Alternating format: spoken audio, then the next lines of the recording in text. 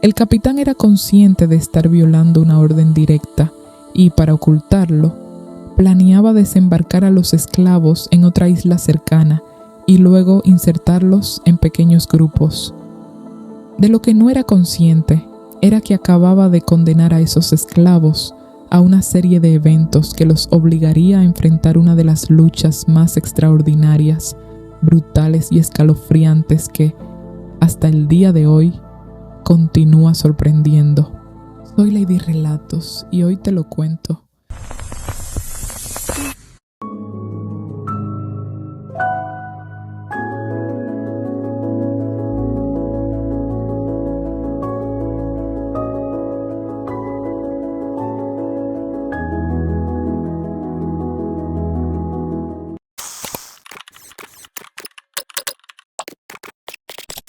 Esta isla que ves aquí hoy es Mauricio.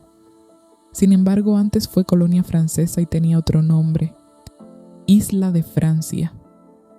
Por aquel entonces, una de las actividades que más florecía allí fue traer esclavos para trabajar la agricultura y servir los caprichos de los amos. Es 1761. Francia se encontraba en plena guerra contra Inglaterra, la famosa Guerra de los 7 años. Y por supuesto, las colonias francesas corrían el riesgo de ser igualmente atacadas. Por eso el gobernador de Isla de Francia prohibió traer más esclavos, no porque estuviera en contra de la esclavitud, sino por estrategia. En plena guerra y bajo la amenaza de un ataque, no quería tener más bocas que alimentar. Pero como nunca falta alguien que nada contracorriente, un capitán francés que navegaba desde Bayona hacia la isla hizo exactamente lo contrario. Se detuvo en Madagascar y compró alrededor de 160 esclavos malgaches. Sí, por si no lo sabías, ese es el gentilicio de Madagascar, malgache. Y si ya lo sabías, genial. Yo me enteré investigando este caso. Así que déjame en los comentarios qué otros gentilicios poco conocidos conoces. Volviendo a la historia. Una vez realizada la compra, los esclavos fueron encerrados en la bodega del barco con las escotillas clavadas por miedo a una posible revuelta. Algunas fuentes afirman que fueron comprados de manera ilegal, lo cual incrementó el miedo a la posible revuelta. Ya con el resto de la tripulación a bordo, el barco emprendió el viaje hacia Isla de Francia, pero como el mar es impredecible, una violenta tormenta azotó el barco. Existe un registro bastante conciso de lo ocurrido, escrito por el propio cronista oficial de la embarcación, y el hecho es que tampoco era cualquier barco. Era un buque de guerra francés llamado Lutile. Los registros de aquel viaje dejaron documentado el horror al que se enfrentaron y también dejaron al descubierto una vez más una realidad brutal. En una emergencia, la vida de un esclavo solo parecía importar si quedaba espacio para salvarla. Naufragaron la noche del 31 de julio de 1761 y para el día siguiente, el barco encalló cerca de un arrecife de coral que emergía de la superficie.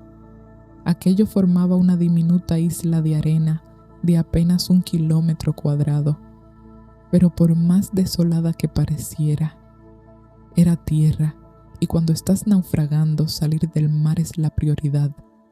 Así que, al verla, algunos intentaron llegar hasta ella. Varios se lanzaron al agua con una cuerda para intentar alcanzar llegar. Pero pocos lo consiguieron, muchos se ahogaron. Mientras tanto, la popa del barco estaba completamente destrozada. Se abría y se cerraba con cada oleaje, golpeando y destrozando a quienes se encontraban cerca. La tormenta no cesaba. Finalmente, el barco viró hacia la costa de la isla. Eso permitió a los marineros instalar un cable que conectara la embarcación con tierra. Y así, pudieron llegar hasta la isla los marineros y los oficiales que quedaban con vida, pero no todos tuvieron esa oportunidad.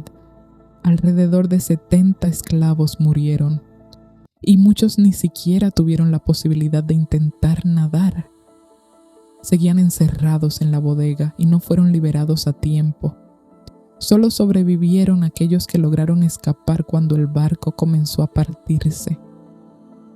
Pero aquello era apenas el comienzo, porque sobrevivir al naufragio no significaba que estuvieran a salvo. Casi un tercio de los esclavos que habían sobrevivido murió posteriormente. ¿La razón? Los marineros se quedaron con las escasas reservas de agua que habían conseguido rescatar del barco. Durante los días siguientes, en aquella isla desierta, comenzaron a organizarse. Construyeron una gran tienda utilizando la vela mayor y algunas banderas recuperadas del barco. Allí se refugiaron los oficiales y se almacenaron los suministros que habían logrado salvar. El resto de la tripulación y los esclavos tuvieron que conformarse con refugios mucho más pequeños, construidos con las telas restantes de la embarcación. Pero había un problema mucho más grave. El barco estaba destruido, la comida era escasa y el agua prácticamente no existía. Tenían que encontrar una forma de salir de allí y tenían que hacerlo rápido. Pasaron los días, después las semanas, y tanto los oficiales como los marineros comprendieron que la sed acabaría con ellos en cuestión de días. Mientras tanto, muchos de los esclavos ya habían muerto por deshidratación. Entonces comenzaron a cavar pozos en la arena y encontraron algo inesperado. Una fina capa de agua salobre no era suficiente. Así que improvisaron un sistema de destilación utilizando restos de la caldera del barco. De esa manera consiguieron obtener agua y evitar que todos los supervivientes murieran de sed, incluidos los esclavos, mientras luchaban por sobrevivir. Empezaron a recuperar todo lo que podían de los restos del barco. Durante meses reunieron madera, telas, herramientas y cualquier objeto que pudiera servirles, hasta que finalmente consiguieron construir una pequeña embarcación de vela. Pero había un problema. No podía transportar a todos. Y entonces apareció la pregunta inevitable: ¿quiénes serían salvados y quiénes tendrían que quedarse? La embarcación era suficientemente grande para los oficiales y los marineros, pero no para los aproximadamente 60 esclavos que seguían con vida. La respuesta fue clara: los oficiales y los marineros subirían a bordo. Los esclavos se quedarían. Dejaron parte de la comida que quedaba a los esclavos, les prometieron que regresarían por ellos y abordaron el nuevo pequeño barco. Se fueron. Emprendieron el viaje de vuelta hacia Isla de Francia. Sobre el tiempo que había transcurrido desde el naufragio hasta entonces, no existe consenso absoluto. Algunas fuentes indican 2 meses y otras 6 meses, pero eso importa poco frente a lo que ocurrió después, porque aquella promesa nunca se cumplió. Al llegar a Isla de Francia, los marineros intentaron buscar los medios para regresar, pero el gobernador se negó. No estaba dispuesto a arriesgar otro barco para rescatar a un grupo de esclavos que, además, consideraba ilícitos e indeseados. Desde su perspectiva, no valía la pena arriesgar otro barco por ellos. No todos estuvieron de acuerdo. Varios dignatarios intentaron convencerlo de cambiar de opinión, pero se negó una y otra vez. La indignación existió, pero no fue suficiente, porque en aquella época el desprecio sistemático hacia los esclavos estaba profundamente arraigado en la sociedad colonial. La decisión estaba tomada. Nadie iría a buscarlos. Así que figúrense la escena: un diminuto banco de arena en mitad del Océano Índico, sin árboles, sin tierra fértil, vulnerable a tormentas, sin materiales suficientes para construir un refugio adecuado o un barco improvisado para escapar, y con un suministro de comida que tarde o temprano se acabaría. ¿Cuánto tiempo podían sobrevivir? La respuesta parecía evidente: Los habían abandonado a morir a merced del Océano Índico. Pero entonces ocurrió algo que nadie esperaba. Pasaron 5 años, después 10, y contra todo pronóstico, pasaron 14 años. Para entonces, la sociedad ya los daba por muertos.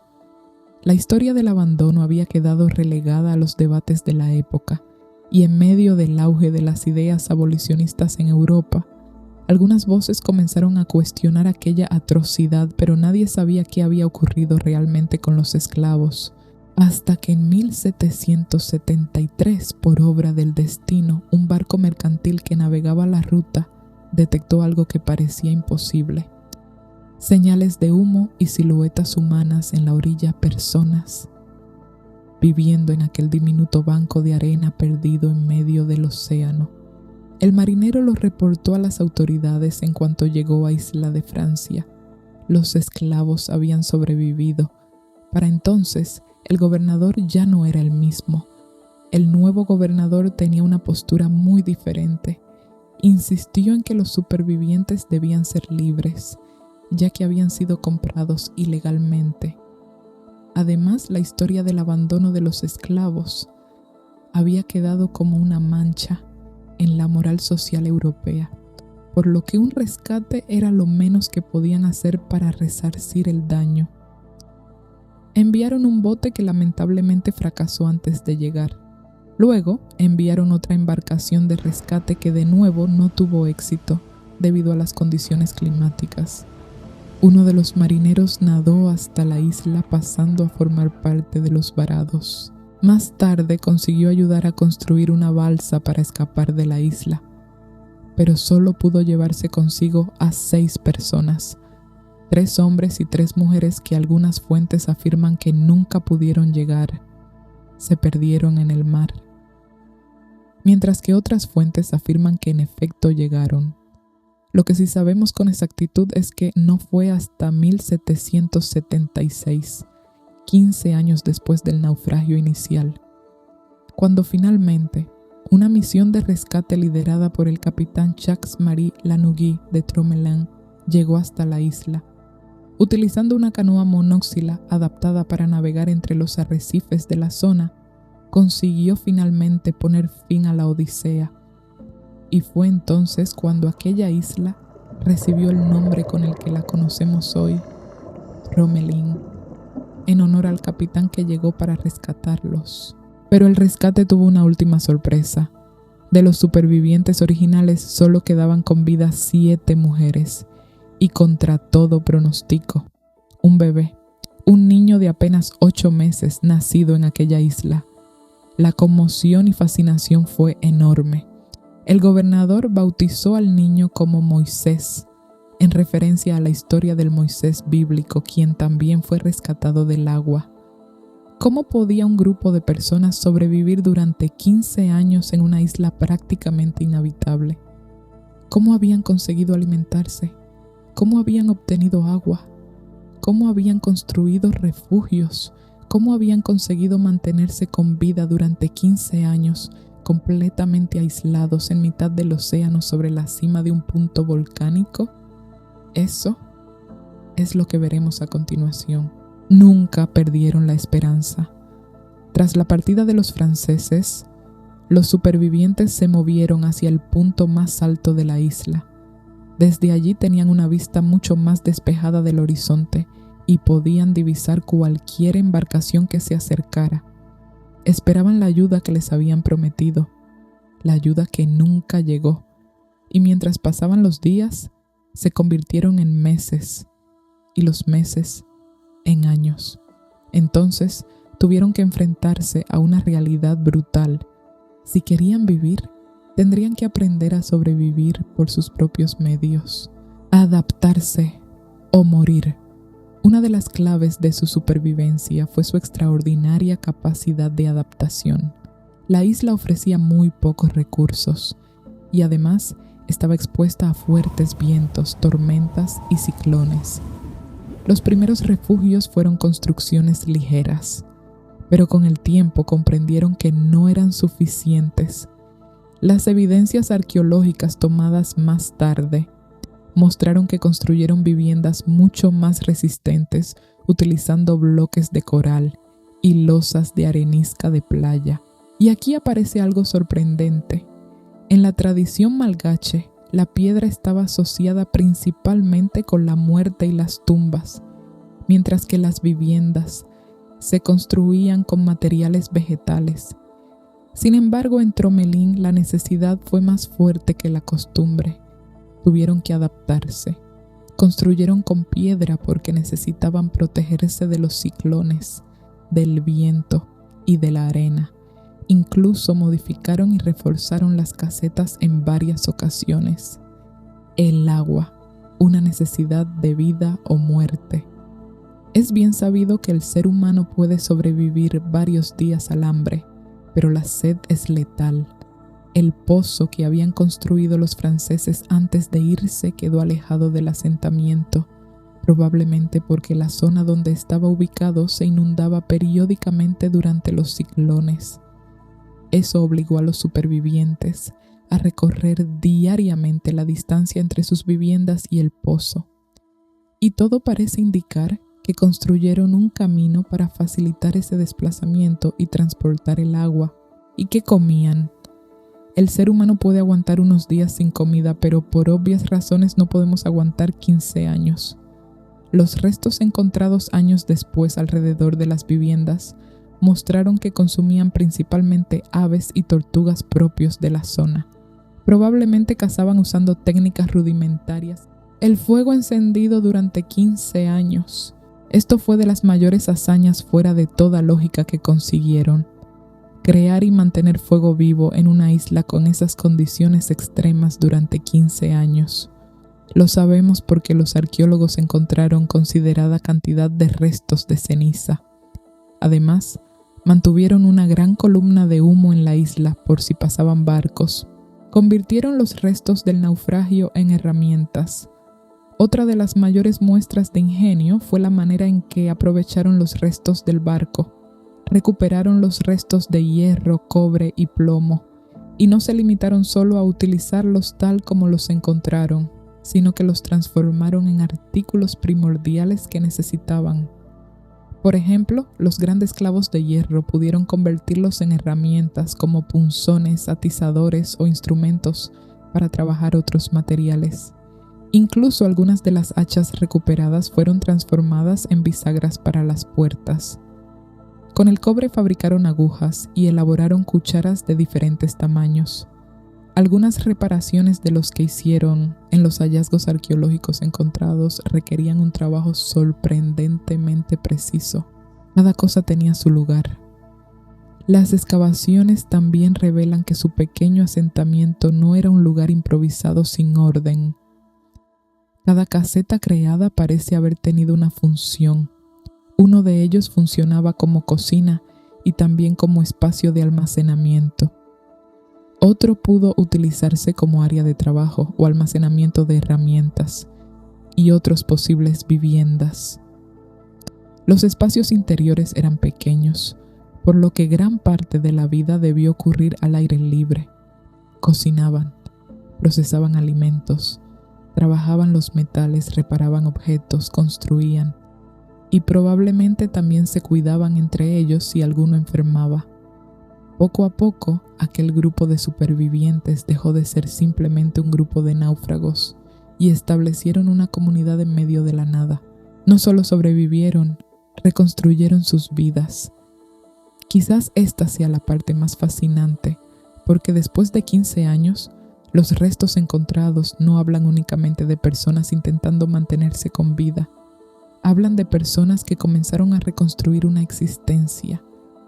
Se encontraron incluso 2 pequeñas pulseras de cobre.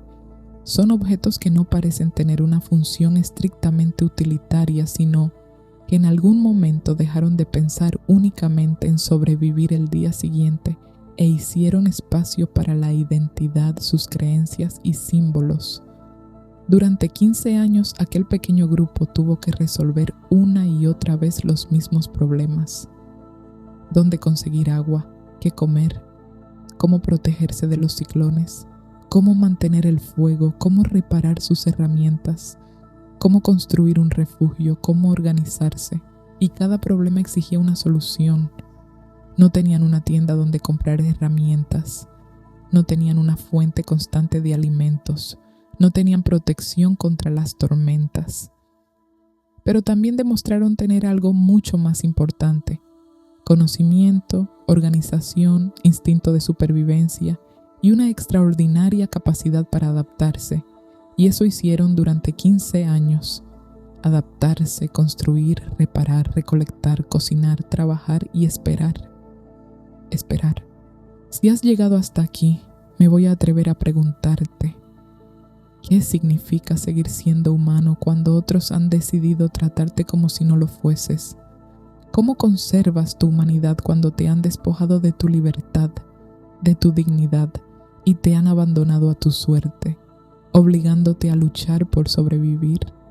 No lo sé. Personalmente creo que estas personas nos enseñaron algo que va mucho más allá de la supervivencia. Nos enseñaron que incluso cuando los demás nos han tratado como una cosa, debemos encontrar la valentía para seguir siendo humanos. Para más historias olvidadas, no olvides suscribirte al canal. Chao, chao.